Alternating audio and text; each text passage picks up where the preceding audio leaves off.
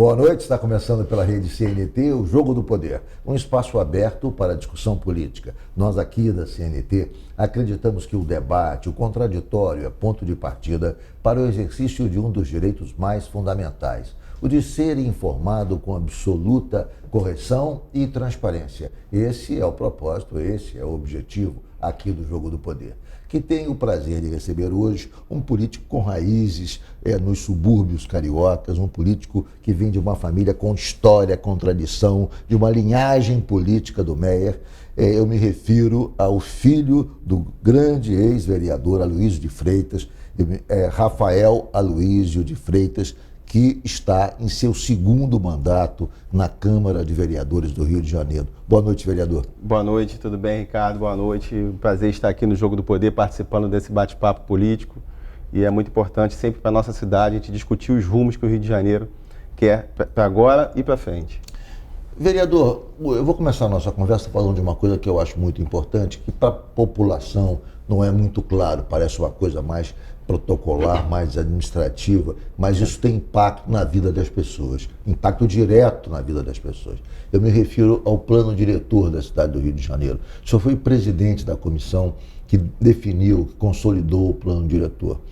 O que a gente pode dizer, digamos assim, de importante que brotou, que surgiu a partir daquele debate exaustivo que foi feito na Câmara de Vereadores do Rio de Janeiro em torno desse processo, desse projeto? Exatamente, Ricardo. Inclusive, uma das grandes preocupações, um dos grandes desafios nossos era conseguir fazer esse plano diretor, esse tal de plano diretor, se tornar algo corriqueiro para a população carioca. Porque ele é uma lei que a gente tem que votar, discutir, debater de 10 em 10 anos. Sim. E a última vez tinha sido em 2011. Portanto, nessa legislatura ia ser o momento para a gente rediscutir. São as grandes linhas do desenvolvimento do Rio de Janeiro, os planos macro, mas o que tem assim de relevante que pode, digamos, dizer respeito à vida das pessoas? Onde o plano diretor interfere nas suas proposições, em suas linhas programáticas, com o futuro do Rio de Janeiro no dia a dia do carioca? Exato. Nas outras vezes, o plano diretor ele falava muito de princípios, objetivos e diretrizes. Sim. Que as políticas deveriam ser definidas para que a gente se seguisse por elas. Dessa vez houve uma diferença muito importante, porque além dos princípios, dos diretrizes e objetivos, a gente discutiu toda a lei nova de uso e ocupação do solo. E a lei também de parcelamento do solo, que é o loteamento, esse tipo de coisa. E o que é importante dizer? Essas leis de parcelamento e de uso e ocupação são leis antigas. Eram leis da década de 70 que ao longo dos anos foram sendo assim, remendadas. E a gente tinha uma colcha de retalhos na legislação, o que trazia para a gente aqui, para os investidores, para os empreendedores, para as pessoas, um dos grandes problemas da cidade, que era a insegurança jurídica. Então, um dos primeiros objetivos foi tentar consolidar esse conjunto de regras.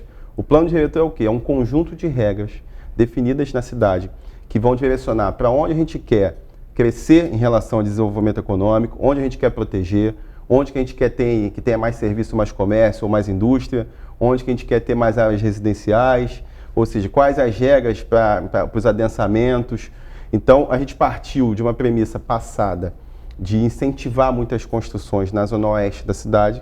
Pois a Zona Oeste continua sendo um pouco destinatária de grandes projetos habitacionais, na verdade. Recreio, Vargem e o resto da Zona Oeste. Então, a ideia cidade cresce naquela região, né? Exato. Só que esse plano está dando uma outra diretriz. Ele está levando para o centro e para a Zona Norte. Sim. No centro, a gente já... O senhor acha que o plano é suficiente para reverter esse esvaziamento do centro? Porque a questão do centro, ela é uma questão que passa por um problema que não é só do Rio de Janeiro. Exato. Quer dizer, na verdade, com a questão do home office, com o advento da internet, ou seja, há uma mudança de referências e não é mais necessário que as pessoas compareçam diariamente a um local que reúna a maior parte das empresas. Essa lógica foi alterada. A pandemia reforçou essa lógica também, né, do home office. Então, assim, o senhor acha que o plano, a partir do incentivo a moradias no centro, pode, de alguma maneira, controlar esse esvaziamento? Pode dar esse direcionamento. Então, qual é a ideia? A gente tem hoje o plano diretor já em vigor, que é como se fosse a espinha dorsal de todas as leis. e a gente faz algumas leis específicas agregadas ao plano para que a gente incentive áreas que sejam necessárias ter esses investimentos. O que a gente fez com o centro da cidade? A gente fez aquela lei do Reviver Centro, que você deu incentivos em relação a tributos, né, em relação a parâmetros urbanísticos para que empreendedores venham, invistam. E a gente quis mudar um pouco ali o modelo de uso. Não ter só o uso comercial, não só ter o uso de serviço, mas que agora vai mesclar o uso residencial com o uso comercial. A ideia é que novos empreendimentos e novas formas de negócio, às vezes uma lanchonete, uma padaria, uma mercearia que não existiam muito no centro, agora vão passar, ao longo dos próximos meses e anos, vão passar a ser mais corriqueiras ali. Tem projetos interessantes, inclusive também com a Rua da Cerveja, lá, exatamente, que foi criada. O senhor também participou desse projeto, a gente já vinha conversando com o prefeito Eduardo Paes há bastante tempo, já que tinha a cidade das artes, a cidade do samba. A ideia inicial era ter a cidade da cerveja. Por quê? A gente tem o turismo cervejeiro como algo importante no estado do Rio e em algumas outras regiões. Região serrana, né? Niterói também é um polo importante. E a gente queria mudar a legislação para que o Rio se tornasse... tivesse esse movimento, né, do turismo cervejeiro. Então, junto com o prefeito e com o secretário Chicão Bulhões, foi desenhado um modelo para que a Rua da Carioca, que era uma rua que estava também abandonada, em processo de decadência, abandonada, a maior parte das lojas fechadas. Todos os imóveis ali aguardando alguma oportunidade e direcionou para que ali pudesse fazer essa revitalização com a prefeitura, dando incentivo tanto para quem quiser, as cervejarias que quiserem investir ali, consigam fazer as obras dos imóveis, como também ajuda com a despesa, né, nos primeiros anos do empreendimento. Então já tem contratos assinados. Há quantas anda aí esse projeto? Já tem contratos assinados com quase 10 cervejarias, sendo que pode ter um total de 37, porque são 37 imóveis disponíveis, então isso está andando bem. Várias cervejarias estão em processo de assinarem os contratos e algumas iniciando as obras nos seus imóveis. A ideia é fazer daquela rua um polo cervejeiro e vai ter também algumas intervenções de urbanização. A rua, que hoje acho que tem 3 pistas, vai mudar para 2 pistas, para ter um calçadão.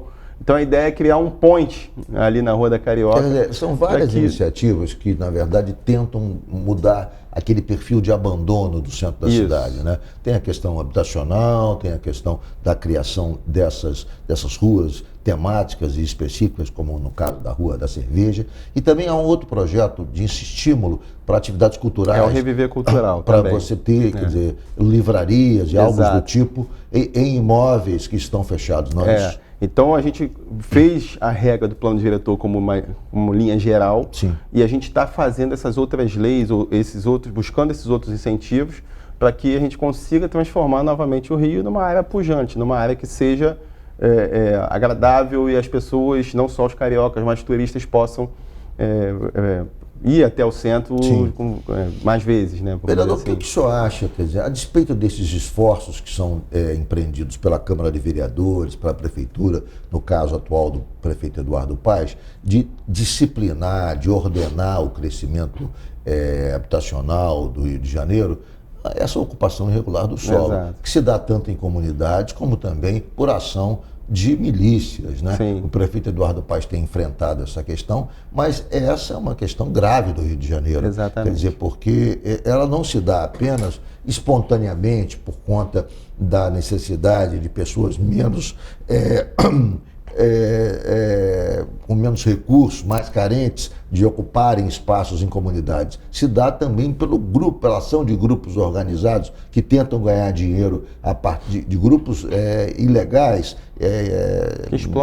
que exploram esse tipo de atividade, que são grileiros, que tomam conta de áreas, na Zona Oeste especialmente. Como é que o senhor vê esse problema? Porque aí a lei não adianta. Não adianta fazer lei, mas elas não são cumpridas. Mas a lei, o plano, ele acaba dando um direcionamento para poder ajudar nesse sentido. Por quê? Porque a gente precisava mexer nessa lei de desocupação do solo, porque ela não funcionava mais para a nossa realidade. Então, com as mudanças que a gente está promovendo no plano diretor, mudam os zoneamentos e a gente coloca de uma forma mais clara para fazer com que o formal consiga chegar a locais onde antes não chegava. Porque a ideia é fazer o formal competir com esse informal, né? Porque quando você tem uma facilidade do ilegal, Muita gente não tem condição e vai por aquele caminho mesmo. Então, a gente tentou buscar dar condições para que o formal consiga se estabelecer. Para que haja opção, digamos, do ponto de vista prático. Inclusive, Rio das Pedras, uma construtora se anime a fazer um empreendimento popular, ao invés da milícia apenas oferecer esse tipo de habitação. E que no final os custos fiquem parecidos para que a pessoa busque o formal. A gente colocou incentivos para habitação social no plano diretor. Sim. Como? Se num determinado local a regra diz que pode fazer até 8 pavimentos de um determinado empreendimento, se for para habitação social, ele pode ter mais 50% de acréscimo em relação aos pavimentos, podendo chegar a 12 nesse caso. Entendi. Então são incentivos que a gente está dando, especialmente na Zona Norte e no Centro, para que essas regiões possam ser ocupadas de maneira mais formal. Então é um direcionamento importante do plano diretor para ajudar nessa competição do informal com o informal e a gente consiga vislumbrar para o futuro que vai diminuir essa questão da informalidade, da ilegalidade, né? Claro que junto com isso tem que vir outras ações, as ações punitivas, as ações da prefeitura, como tem feito agora o prefeito de derrubada, demolição de prédios ilegais. Exatamente, né? E as forças de segurança que possam atuar de uma forma mais consistente no sentido de promover mais segurança para os moradores. Então, juntando a lei atual, né, com essas ações do executivo, a gente acredita que tem uma possibilidade boa e perspectiva boa para que no futuro isso melhore. Vereador, já que estamos falando um pouco da Zona Oeste, o que o senhor achou da aprovação desse projeto do autódromo lá em Guaratiba, que na verdade havia aquela proposta original lá em Marechal Hermes e tal, e que o prefeito Eduardo Paes, por conta daquela área de lazer lá do parque, Camboatá, reserva Camboatá, ele abandonou o projeto, disse que aquilo ali não poderia prosseguir, e agora a Câmara aprovou o novo local para a instalação do autódromo. Quer dizer, ou seja, de alguma maneira isso também reforça um pouco a tendência da Zona Oeste como uma área destinada a grandes eventos. Exato. Ou seja, qual é a sua avaliação sobre o projeto, especialmente? Vamos lá, o autódromo, a gente já teve um autódromo no passado, eu mesmo, assim, como fã até de automobilismo, eu era muito novo, não tive a oportunidade de assistir a corrida de Fórmula 1, mas eu assisti três vezes a corrida de Fórmula Indy, naquele autódromo do Rio. E aí quando acabou, foi uma pena, né? Uma pena, mas... Porque Fórmula, inclusive chegou a ver vários anos, a Fórmula 1 era no Rio de Janeiro, não era em São Paulo, era aqui. Então a cidade lotava, era um evento que efervescia o Rio de Janeiro. Até 1989 a gente teve corrida de Fórmula 1 no Rio. Exatamente. E depois mudou. Então tentou construir um projeto, mas que não fosse um projeto com o dinheiro público para a construção do autódromo. Da mesma forma como a gente aprovou o projeto da reforma de São Januário, o estádio do Vasco, a ideia foi outra iniciativa importante. Exatamente. A ideia é conseguir trazer investidores, empreendedores que invistam para a construção do autódromo, tendo como contrapartida incentivos em outras áreas da cidade para os seus empreendimentos. Então é como se fosse uma troca. Você vai investir aqui em Guaratiba para a gente conseguir ter o autódromo, que pode ser um marco importante para o esporte e para o automobilismo no Rio. Como contrapartida, vocês terão várias áreas da cidade onde vocês vão poder ampliar os seus investimentos, né, ampliar os seus empreendimentos imobiliários e por aí vai, para que a gente consiga fechar essa equação e ter a construção do autódromo como contrapartida. Então, esse projeto precisava de uma votação na Câmara, porque é um instrumento que está no plano diretor chamado Operação Urbana Consorciada. Então, através dessa operação urbana consorciada significa exatamente o quê? Eu concedo aqui para você... Exatamente. E dou a você o direito de fazer ali, é isso? Você investe no determinado local, como contrapartida eu vou te dar o potencial construtivo de um outro local para que você faça essa compensação e tenha, claro, algum grau de lucro ali, que vale a pena. Então, a ideia dessas operações urbanas consorciadas é que todos saiam ganhando. Os investidores, obviamente, vão sair ganhando, mas a cidade sai ganhando por conta de ter um equipamento esportivo, no caso do autódromo novo, construído, ou no caso do estádio do Vasco, reformado e reformulado. E a população sai ganhando porque vai ter acesso a equipamentos novos, que vão garantir a parte de evento, lazer, turismo, que a questão do são Vasco, votações por que nossas. razão havia entrave aqui? É que ao nosso lado, ao lado do estúdio da CNT, o juiz chegou a proibir que o campo continuasse funcionando por conta da proximidade de comunidades, dizendo que não tinha segurança, uma coisa absurda. Isso foi revertido. Mas o que impedia, na prática, uma reformulação do estádio? Não, esse caso de proibir porque fica perto de comunidade é um absurdo, por si só. Isso aí acho que é inquestionável. Que né? O Rio todo, então... Se fosse assim, não podia fazer nada. Nem Maracanã poderia funcionar. Exatamente. Está ali do lado da Mangueira, ali em frente. Né? Mas acho que o ponto é que o estádio, o estádio precisa de uma revitalizada. Tá, e o que impedia? O que impedia não era nada, é simplesmente ter os investidores para fazer. E para ter os investidores precisava fazer uma operação dessa, consorciada, para dar que haja o interesse deles investirem. Claro, socialmente é importante, mas tem que ter uma contrapartida. Você não consegue fazer do nada. E o Vasco... Que é o time do prefeito. É o time do prefeito.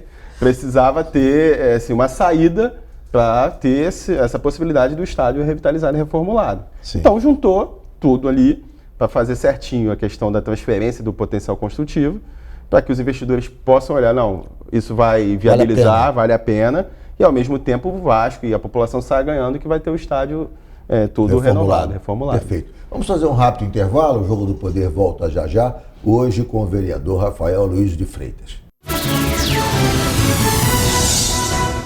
Nós voltamos com o Jogo do Poder, recebendo aqui o vereador Rafael Luiz de Freitas, do PSD. Vereador, o senhor faz política no MEA, o senhor tem, como disse no início do programa, tem 3 mandatos, vai para o 4º mandato. O senhor representa uma família com história, com tradição na política do Rio de Janeiro. E, digamos assim, isso sem nenhum demérito, o senhor faz política de modo tradicional. No entanto, nos últimos anos, passou-se a se fazer política apenas no confronto, apenas na radicalização. Quer dizer, se criaram 2 polos, a favor e contra, e a partir disso começaram-se a construir narrativas, e determinados políticos passaram a explorar isso como método eleitoral. A curiosidade que eu tenho é de saber o seguinte: ficou mais difícil fazer política, quer dizer, no estilo que eu julgo adequado, e que é tradicional, ou seja, mantendo contato com a sua base, fazendo proposição digamos, que dizem respeito à melhoria da qualidade de vida do eleitor, ou seja, lutando por melhores condições de vida para a população da cidade, porque hoje em dia determinados políticos só fazem campanha a partir do confronto, do ataque, da acusação. Ficou mais fácil ou mais difícil fazer política, vereador? Não, fica um pouco mais difícil, né? Porque, paradoxalmente, quando os 2 lados mais extremos atacam um ao outro, os 2 crescem. E quem fica mais centrado fica mais exprimido, vamos dizer assim. E a gente viu isso nas eleições de deputados de 2022.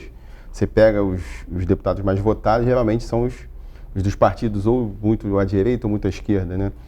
E às vezes você tem um pessoal mais de centro que fica com mais dificuldade. Nós tivemos casos na Câmara de Vereadores do ex-PM do Gabriel Monteiro, que acabou, enfim, preso e acabou envolvido em várias situações irregulares. A última eleição perdeu o mandato, mas ele foi um representante dessa radicalização. Desse tipo de política, né? E criou muito problema lá na Câmara, no período que ele ficou lá. Então a gente tem uma essência, que é a linha que eu aprendi com o meu pai, obviamente. Sim. Não à toa, a gente tem, ao longo desses anos, o trabalho muito consolidado, mas sempre buscando levar os investimentos, sempre buscando esse contato direto. Sim. Eu acho que hoje eu consigo mesclar o trabalho de base regional ali no dia a dia, porque a gente conhece muito a área. Eu nasci, cresci tudo ali, né? Caxambi, Meia, aquela região toda ali. Então, a gente tem uma história de conhecimento muito grande de tudo que precisa, de quais são os gargalos. Então, quando a gente pontua para o prefeito, né, no caso o prefeito Eduardo Paes, alguns investimentos que são importantes, são coisas que a gente sabe que vão afetar diretamente a vida das pessoas que estão ali. Então, manter esse diálogo regional, manter esse diálogo com as bases, é fundamental. O senhor que tem esse diálogo com as bases, que tem esse contato direto, como vereador, que é, digamos, a escala inicial da política, portanto, o vereador no exercício de seu mandato, o próprio exercício do mandato pressupõe que é o elo de ligação direto com o eleitor, com a comunidade, quer dizer, o que o senhor ouve, quer dizer, de ponderação, de queixa, de reclamo da população da sua área? Qual é digamos, qual é a questão que mais aflige o seu eleitor? Com certeza, a primeira é sempre segurança. Né? Segurança continua sendo talvez o ponto-chave, né, em vários bairros aqui da cidade. E alguns investimentos, você tem áreas um pouco mais organizadas e outras que precisam mais de infraestrutura mesmo. Vou dar um exemplo de 2 bairros que compõem a região do Grande Meia, mas que estão bem diferentes. Por exemplo, o Meia mesmo, o centro ali no Meia. Você precisa ter um ordenamento melhor, especialmente da rua principal ali, a Dias da Cruz, onde tem que organizar a questão do comércio formal com os ambulantes, ter uma questão melhor ali para estar sendo, acho que, resolvido. Você tem pontos ali de alagamento que precisam ser, onde precisa de alguns investimentos mais pontuais, não de grandes obras, mas mais pontuais. Sim. Então a gente tem mostrado e pontuado algumas situações desse tipo. Algumas ruas, como a Rua Aristides Caio, que é uma rua que liga os 2 lados do MEC, é uma rua principal que passou por uma obra grande de drenagem, né, e outros pontos ali que ligam os bairros. Aí você pega, por exemplo, a área de Piedade, que é um bairro que faz parte ali da região, mas que estava precisando de muita coisa. E Piedade, um pedaço do bairro, a centralidade era a Universidade Gama Filho. Né? Que fechou em 2014, ficou esse tempo todo fechado.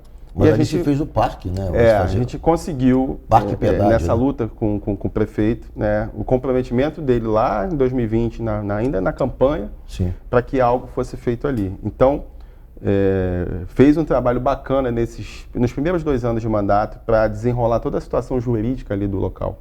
Que, apesar de a Gama Filho ser uma universidade, eram 70 imóveis, mais de 70 imóveis ali envolvidos. E a Procuradoria do município conseguiu resolver para desapropriar. E a partir daí, o prefeito, a gente trabalhando junto, costurou uma parceria também bacana com a FEComércio. Então, a FEComércio, inclusive, quero aqui fazer elogios públicos ao atual presidente da FEComércio, que eu acho que tem feito um trabalho em favor do Rio de Janeiro, em favor da cidade, do estado do Rio de Janeiro, sensacional. Preciso reconhecer o papel da FEComércio, que tem sido exemplar. E eles vão entrar ali, em parceria com a prefeitura, no projeto do Parque Piedade. No que consiste? Parte daquilo tudo que estava ali foi demolida, foi abaixo, foi implodida, para que fosse construído o parque em si, a área de lazer. Então já está ficando pronta lá uma parte, já tem campo, pista de skate, quadra de areia, parquinho, parque dos cachorrinhos, né? Vai ter a área de lazer lá do parque, isso vai ficar pronto ao longo desse ano, de 2024. E a FEComércio assumiu uma outra parte do terreno. E ali vai ser diferente, porque ela vai reformular e revitalizar o que estava destruído. Então, por exemplo, a Gama Filho não é só a questão da educação, tem todo um legado de esporte, de cultura, de tradição, não só para o Rio, mas para o Brasil. Formou muitos esportistas, inclusive. Então, o parque aquático da Gama Filho, que era muito famoso, ele vai ser revitalizado para se transformar no novo parque aquático. Né?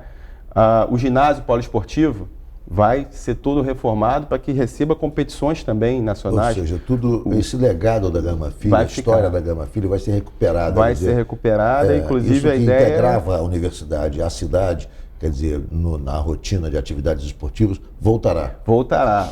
O teatro de Inês Fati vai ser recuperado, vai voltar a ter o teatro. E 2 prédios que hoje estão destruídos, a FEComércio vai transformar em 3 escolas. Uma de ensino infantil, uma de ensino fundamental, uma de ensino médio. Além disso, a gente conseguiu a garantia... Isso tudo é para quando, hein, vereador? A parte do parque fica pronta nesse ano e a FEComércio está lançando o edital de licitação para as obras, que devem começar mais para o final do ano. E essa parte da FEComércio deve ficar pronta talvez no final do ano que vem, 2025, ou o primeiro trimestre de 2026. Então essa é a previsão de entrega. A gente está para fazer até uma audiência pública na Câmara para poder detalhar mais esses projetos, né, que são importantes aqui. Vai ser muito bom. O senhor falou ainda há pouco, eu estava ouvindo, que um dos problemas que o senhor mais recorrente, nesse trabalho que o senhor faz de ouvir a população, auscultar ali a posição final do seu eleitor, é uma reclamação em relação à segurança pública. Sim. Teoricamente não é uma competência do prefeito, é uma competência do governo do estado, mas isso é teoricamente. Na prática, todos têm que estar envolvidos na solução do problema. Não há como mais direcionar o problema apenas ao governo do estado. Em todos os entes, inclusive o governo federal tem a sua parcela de responsabilidade, inclusive a prefeitura. Nesses termos, como é que o senhor vê o trabalho, quer dizer, executado pela prefeitura, digamos, de auxílio, de coadjuvante nesse processo de garantir segurança pública à população do Rio? Não, tem vários fatores em que a prefeitura tem ajudado e pode ajudar até mais. Primeiro, a gente escuta muito do morador o quê? Pô, essa área ali está muito escura, o pessoal se esconde atrás de uma banca de jornal que está abandonada há muito tempo, aquele lugar que está degradado é onde talvez os bandidos se escondem para poder assaltar as pessoas. São oportunidades. Então, o que tem sido feito, que a gente tem acompanhado e participado até junto? Você pode perceber que nos últimos 3 anos e meio, toda a iluminação pública da cidade mudou. Era vapor de sódio, aquela lâmpada amarela, agora está tudo reformulado pelo LED. Né? São as novas lâmpadas LED mais fortes e mais eficientes, né? Tem toda uma vantagem. A tecnologia chegou, criou-se um centro de operações só para isso. Junto com esse contrato da PPP do LED, está embutido também a colocação de câmeras de vigilância na cidade. Então, o consórcio, né, que é o responsável, ele está implementando essas câmeras, que podem ter todo o alinhamento, né, junto com as forças de segurança. Além disso, a prefeitura acabou de lançar agora um centro de monitoramento também de vigilância, inclusive com a participação do Disque Denúncia, para que facilite toda essa parte da informação, né? A gente tem questões pontuais onde a Secretaria de Ordem Pública tem atuado e pode continuar atuando. Por exemplo, um dos grandes problemas da cidade hoje é o quê? Aquela coisa do roubo de material, de fios, roubo de material de semáforo. Inclusive, qualquer tipo de metal, de grade, derruba uma grade para vender no ferro velho. O que a gente fez em termos de lei, né? E agora precisa desse apoio tanto da Prefeitura junto com o Governo do Estado. A lei hoje, pelo plano diretor, a gente proibiu a concessão de novos alvarás para ferros velhos. Mas eu acho que a situação dos ferros velhos é tão grave que eu não sei nem se não deveriam fechar os ferros velhos, porque o ferro velho é só para vender coisa roubada. E aí digamos, a instituição que viabiliza o roubo. Exatamente. Porque todos são vendidos ali, não é possível. Carro roubado, material roubado. A Sete Rio hoje gasta um valor... Cabos da Supervia. Tem que fechar. A Sete Rio hoje gasta um valor enorme de manutenção dos semáforos por conta desses roubos de material. Então, a prefeitura tem feito algumas operações em ferros velhos e tem o crime no Código Penal tipificado, que é o de receptação, que, né, tem que pegar, prender, tem que fazer doer no bolso, para que isso tenha algum tipo de punição mais forte, que as pessoas vejam que há uma atuação nesse sentido que vai coibir esse tipo de crime, né? Então são ações, né, que a gente, quando percebe ali a importância que é, a gente pontua para ver se a prefeitura continua firme atuando, e a gente tem visto isso, né, e que as forças de segurança possam fazer esse apoio também. Eu vou continuar falando de segurança pública, mas eu vou ter que fazer um intervalo. No próximo bloco, a primeira pergunta é: o senhor é a favor ou contra que a Guarda Municipal seja armada? A gente vai saber disso, a sua resposta daqui a pouco. Voltamos em 1 minuto. Voltamos com o Jogo do Poder, recebendo aqui o vereador Rafael Luiz de Freitas, e eu deixei uma pergunta no bloco anterior, que é uma questão que está sempre em debates, em voga, toda vez que se fala em segurança pública. O senhor é a favor ou contra o armamento da Guarda Municipal? A Guarda Municipal deve ou não trabalhar armada? Porque na maioria das capitais do Brasil, a Guarda já está armada. São 3 ou 4 cidades, capitais, que não tem a Guarda armada, entre elas o Rio de Janeiro. A Guarda já atua há muito tempo sem essas armas de fogo, né? E uma vantagem de ter esse armamento seria dar uma autonomia maior à prefeitura na atuação em relação à segurança. O combate daquele pequeno roubo, dos pequenos delitos, daquele enfim, marginal que puxa um cordão, não é para enfrentar as facções criminosas, não é para fazer o enfrentamento do crime organizado nessa extensão, é para impedir os pequenos furtos, os pequenos roubos nas ruas de Copacabana, no centro da cidade, esse pequeno delito. Então o que está tentando se desenhar lá na Câmara, e é um projeto que precisa ser aprovado por 2/3 dos vereadores, então não é simples, porque é mudança na lei orgânica. É mudança na lei orgânica do município. Eu sou a favor de se formar um grupo especial dentro da Guarda para isso. Porque não pode também distribuir arma à torta e à direita sem nenhuma formação. Exato. Né? Os guardas, ou seja, há que se formar um grupo específico com formação adequada para a utilização de armas. Para esse fim específico. Aí seja para definir que vai ser nas zonas turísticas ou então em algumas áreas mais especiais, mas não sou a favor de ter toda a Guarda armada.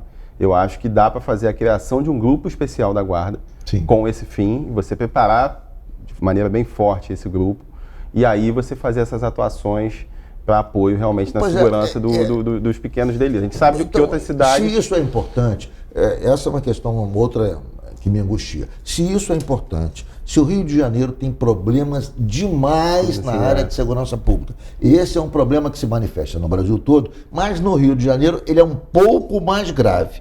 A despeito de tudo isso, por que a Guarda Municipal, por que isso já não está acontecendo? Por que isso não é aprovado? Quer dizer, óbvio que a esquerda é contra, nós entendemos algumas posições, mas nem todos da esquerda hoje são contra. Sim. Há setores que já acham, que defendem, que admitem a possibilidade de se ter, como o senhor propôs, um grupo com formação específica, armado.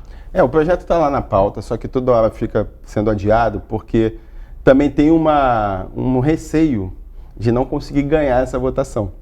Como eu falei, são 34 votos necessários dos 51. A maioria. E há uma dúvida se consegue chegar a esses 2/3 para garantir que vai ganhar a votação. O projeto de quem é? O projeto, acho que ele iniciou com o vereador Jones Moura, que é guarda municipal, que era, que na época que ele estava como vereador, hoje deputado, e alguns outros também que estavam e hoje não estão.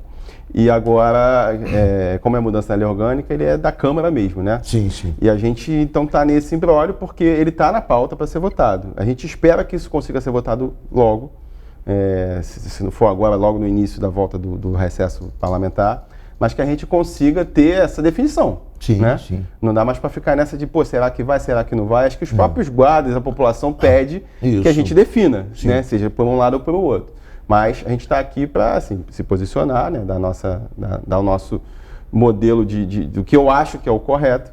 Acho que a Guarda tem que formar um grupo específico, né, de uma partezinha dela, para que tenha o armamento e consiga... tomou algumas medidas importantes também no âmbito da segurança. Impedir, por exemplo, aquele comércio de celulares roubados lá na rua Uruguaiana e a Feira Jacareí, né? Exato. Foram 2 ações que a Secretaria de Ordem Pública fez ali a operação, né, com o prefeito Breno, o secretário, fizeram com sucesso, né? Inclusive, a gente conversou muito, falando, até pegando o gancho lá do Meia sobre a Rua de Arda Cruz, né, que precisa também desse movimento.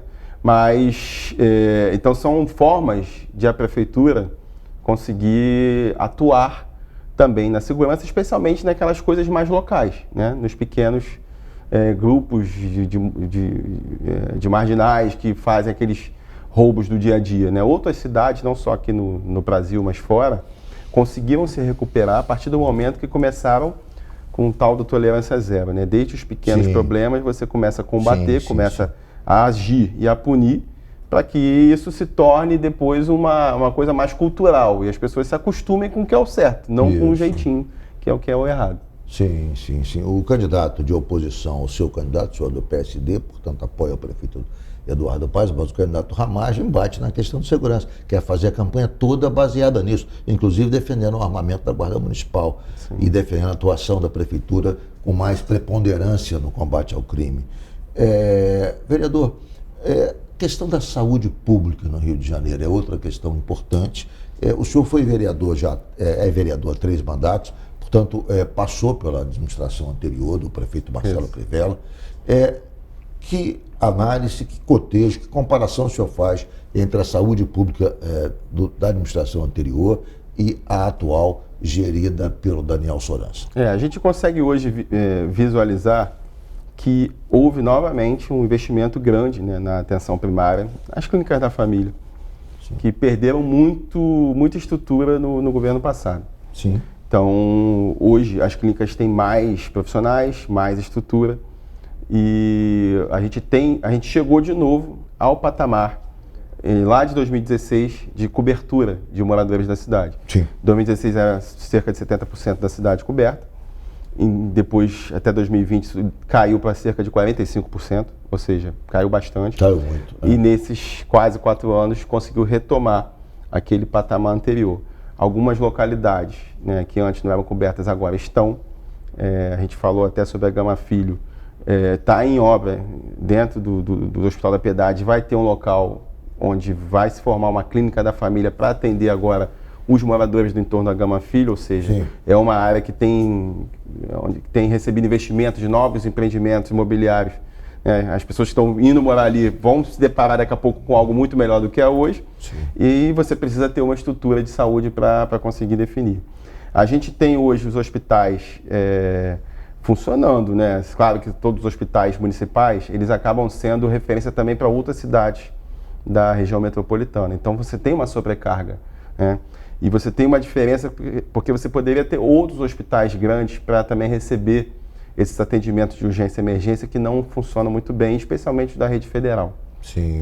Recentemente houve uma reunião, inclusive, do presidente Carlos Caiado com a ministra Nízia, isso, com participação do Daniel Sorans e também do vereador Paulo Pinheiro, e exato, que questionaram muito a questão da saúde do funcionamento, sim, dos hospitais federais, que tem deixado a desejar e sobrecarregado as unidades.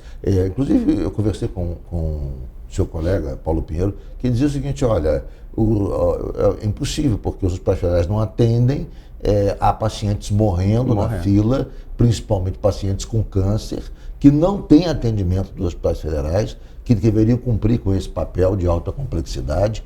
E a situação, exato, o Rio de Janeiro vive uma situação dramática em relação a isso. Exato. Então, isso é um problema crônico que precisa ser resolvido. A gente tem conversado muito com o secretário e deputado Daniel Sorans sobre esse ponto, que está tentando as articulações para melhorar. Ali no meio do caminho, entre as clínicas e os hospitais, teve um ponto muito importante que a prefeitura está fazendo, que foi quando iniciaram as atividades no Supercentro Carioca de Saúde, que é aqui, sim, perto também. Parte daquela obra foi custeada pela Câmara, né? Na Câmara a gente conseguiu, com as economias orçamentárias, destinar um valor de 120 milhões de reais para ajudar a prefeitura a finalizar aquela obra do Supercentro Carioca de Saúde, que é para fazer com que aquela tal da fila do sistema, do CISREG, ela ande mais rápido. Então muita gente... E foi reduzida, né? A ideia é você conseguir fazer com que a fila ande mais rápido ao longo desses anos. Então muitas pessoas que precisavam de cirurgia de catarata, precisavam de aquelas cirurgias mais eletivas de hérnia, né, e de atendimento com algumas especialidades médicas e até odontológicas, começaram a conseguir marcar as suas consultas e as suas cirurgias, né, desde o momento que foi inaugurado o centro. Então isso está avançando bastante. Quem foi sabe que é um local de primeiro mundo. Sim. Né, a estrutura é fantástica. É verdade. É fantástica. E isso foi uma das principais medidas tomadas pelo prefeito Eduardo Paes em relação à saúde aqui no município. Então a ideia é a gente conseguir sempre monitorar, né, como se o funcionamento tá bem. As 3 estruturas que tem ali, que é a parte de clínica do Hospital dos Olhos, o centro de imagens e a de especialidades, tem funcionado muito bem.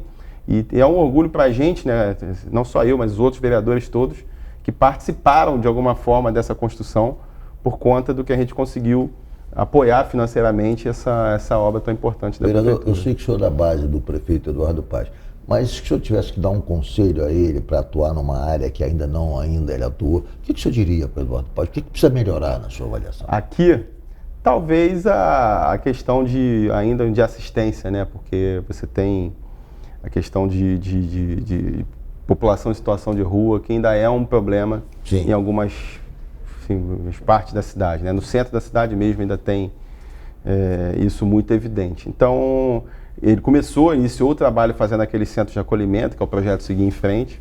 Sim. E acho que isso tem que ser ampliado para a gente conseguir melhorar essa situação das pessoas que estão em situação de rua, para que possam ter alguma perspectiva de vida, né? Abrigos, não só o abrigo em si, ter o abrigo, mas ter uma saída. Ressocialização dessas pessoas. Trabalho mesmo, né?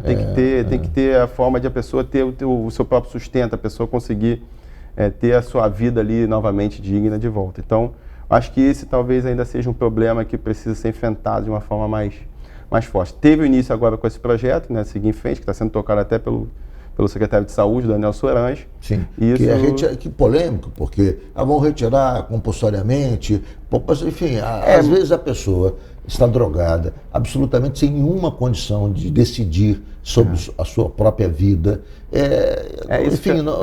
Muito melhor que ele seja retirado a permanecer ali usando crack ou outra droga na rua. Quer dizer, preciso que haja uma interferência nesse sentido. Eu sou totalmente favorável. Perfeito. Não se pode, quer dizer, ficar imobilizado diante de uma tragédia dessa por conta desse cuidado. Não, ele tem que deliberar sobre a sua saúde, sobre a sua vida.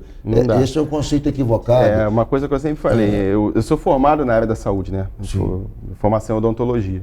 E a gente sabe que muitas pessoas não têm esse discernimento naquele momento. Exato. Né? Não tem discernimento para dizer, não, eu quero ficar, eu não quero ficar. Exato. E a partir daí é necessário que o poder público intervenha para que consiga salvar aquela pessoa daquele momento e possa dar um caminho digno para que depois ela viva. Um recolhimento, transferindo para unidades específicas, onde eles podem se tratar, onde eles possam se tratar. E aí é preciso ter também essa coisa de investir um pouco mais nessa questão dos CAPS, né, dos Centros de Atenção à Saúde Mental. Então, são coisas que precisam ser olhadas com bastante carinho, que tiveram início agora há pouco tempo, e isso precisa ser realmente fortalecido e ampliado. Vamos a um rápido intervalo. O Jogo do Poder volta em 1 minuto, hoje com o vereador Rafael Aloysio Freitas. Voltamos com o Jogo do Poder, recebendo aqui o vereador Rafael Aloysio de Freitas. Vereador, o senhor foi também responsável pela definição do projeto que regula a instalação de outdoors, enfim, mídia externa. Queria falar um pouco sobre isso, porque tenho notado a presença cada vez maior de luminosos pela cidade inteira. Quer dizer, alguns, inclusive, que, a meu ver, atrapalham um pouco a vida de quem mora ao redor. Eu não desejaria estar ao lado de um luminó gigante como aquele da Lagoa, que à noite acende. Se eu morasse ali do lado, imagina o transtorno que aquilo provocaria. Quer dizer, como é que é isso? Quer dizer, que tipo de instrumento tem a Câmara e também o Poder Municipal para realmente evitar essa proliferação? Outra questão que me chama a atenção é em relação às bancas de jornal. Elas não são mais bancas de jornal, elas são apenas estruturas para receberem outdoors. Na verdade, funcionam e são direcionadas para que fiquem com boa visibilidade em direção ao fluxo dos carros. Então, algumas ficam mais torcidas, são colocadas na lateral para que tenham um impacto de visibilidade maior. Ou seja, isso não tem nada para vender ali. Ali é apenas um suporte de outdoor. Como é que a Câmara enfrenta essa questão? Vamos lá. A gente fez a lei e aprovou justamente porque estava uma confusão. Esse tipo de situação que você colocou é proibido. Pois né? Por exemplo, bancas de jornal que não vendem pelo menos um percentual ali mínimo que está na lei de jornais e revistas e que ficam fechadas, às vezes só funcionando como painel publicitário, não pode. A gente colocou bem claro nessa lei da publicidade aprovada no final do ano passado que isso é proibido. Ou seja, essas bancas devem perder as suas licenças, né, e o painel ser retirado do local. Além disso, além de ter que vender alguma coisa de jornal e revista e não ficar só como painel, elas têm que ficar junto ao meio-fio, naquela posição tradicional que a gente conhece. Olha a situação curiosa. A tendência natural, infelizmente, é de se acabar com banca de jornal, porque o impresso acabou, a revista impressa também, a circulação praticamente acabou. E ao contrário, você tem visto crescer o número de bancas, porque elas viraram, na verdade, painéis publicitários. E não podem. Então, concordo que a gente pode rever a situação das bancas em relação a produtos, né, ali que possam ser vendidos, Mas elas podem funcionar como painéis publicitários desde que estejam corretamente posicionadas. Não pode virar uma banca perpendicular ali para que ela fique só naquela posição errada, mas que funciona como painel. Então ela pode ter o painel publicitário dela, mas na posição correta. Você falou também das empenas com LED. Sim. Né? É uma realidade, a própria iluminação pública hoje é LED, mas as empenas.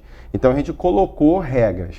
Determinadas partes da cidade, principalmente nas zonas mais residenciais, não pode ter essas empenas. São mais nas áreas comerciais ou mistas. Sim, sim. E em relação ao LED, a gente já previu também nessa lei. O velho outdoor está proibido. Tá não, o velho outdoor pode, só que você tem muitas restrições, mas só pode. Só no Brasil que eu vejo, não tem mais lugar nenhum. Não, mas tem ainda outras oportunidades também. O outdoor ainda pode. É que hoje outros tipos de publicidade vieram. Exato. Então as empenas, que hoje são ali muito vistas assim, em alguns pontos, várias delas são regulares, mas algumas estão em situação irregular. Sim. E a questão do LED, da iluminação das empenas, a gente colocou lá um artigo dizendo que, se não me engano, é das 8 da noite até as 6 da manhã do dia seguinte, o potencial máximo do LED daquela empena tem que ser 10% do total. Tem que reduzir. Tem que reduzir. Então, a lei hoje, qual foi a vantagem de ter a lei? A gente via muitos pirulitos, muita coisa pipocando de publicidade sem ter o mínimo de regulamentação. A lei veio para dizer o que pode e o que não pode. E agora cabe ao Poder Executivo olhar o que está na lei, fiscalizar e punir quem está errado. A lei conseguiu definir quais são as regras do jogo. E a gente precisava disso há muito tempo, há muitos anos. Né? Então, hoje, há uma lei bem clara com relação ao que deve ser feito e ao que não deve, e aqueles que são investidores desse setor vão saber onde que pode e onde que não pode botar em pena e de que forma ela pode ser colocada em relação à luminosidade. Vereador, o senhor está animado com um prédio novo, porque a Câmara já começou a se transferir para o prédio lá do antigo edifício Serrador. E um prédio histórico no Rio de Janeiro, importante, e enfim, que será importante para a Câmara se organizar, se apresentar, porque ficava ali o Palácio. Na verdade, tinha alguns gabinetes ali atrás, no anexo, você tinha a parte administrativa em cima do amarelinho, era uma confusão ali danada. Sim. E agora já concentraram um prédio, como fez a LERJ, como fez a Assembleia Legislativa, o que eu acho que saudável, e mantém o Palácio como o Palácio Tiradentes, mantém ali como para grandes solenidades históricas também da Câmara, emblemáticas. Perfeito. E tal. Mas como é que está esse processo de transferência e qual é a sua visão sobre isso? Porque houve crítica, não, gastou tantos milhões, não sei o quê, papapá. Sempre quando há uma medida dessa, há quem diga não. Mas a sua avaliação e, enfim, a sua expectativa em relação ao prédio? Bom, acho que a gente tem que ser guiado no poder público por eficiência. Um dos princípios é a eficiência. E a gente, na Câmara, como funciona? A gente tinha 5 sedes. Né? O palácio, o prédio onde ficam os gabinetes atuais atrás do palácio, e outros 3 prédios que a gente alugava o espaço para a parte administrativa da Câmara. Uma barafunda da inclusive louca, a TV Câmara, exatamente. Para gerir tudo isso não é simples. O prédio onde funcionam os nossos gabinetes, eles foram projetados na época em que éramos 21 vereadores, eu nem estava lá. Hoje somos 51. Então ficou aquele Lego mal montado. Eu frequentei muito a Câmara, porque eu fui diretor de comunicação da Câmara, eu venho de longe, portanto, a época em que o Gerson Berg foi presidente. E aí a vereadora Tereza Berg, ela não era vereadora, ele era vereador, me convidaram para assumir e levei na época, olha como é que o tempo passa, levei na época o Pedro Doria para ser, que hoje, enfim, tem a posição que tem no jornalismo brasileiro, para ser o meu segundo subdiretor da comunicação social da Câmara. Então eu tenho um carinho muito grande pela casa. Então, desde o início desse mandato, eu ocupo a função de primeiro secretário, que é quem auxilia o presidente na administração interna da Câmara. Então a gente foi conduzindo um processo de avaliação de novos prédios e também fizemos uma projeção se a gente fosse reformar os nossos atuais. E obviamente essa reforma de tudo que a gente tem, além de ficar um preço absurdo, administrativamente era ruim. E a gente fez a avaliação de vários edifícios, o edifício Serrador se encaixava dentro daquilo que a gente queria. pela área que a gente tem de utilização e por caber a Câmara inteira nele ali. Sim. Então, como foi esse processo de aquisição? Eu lembro, o valor total dele foi de quase 150 milhões de reais. Sim.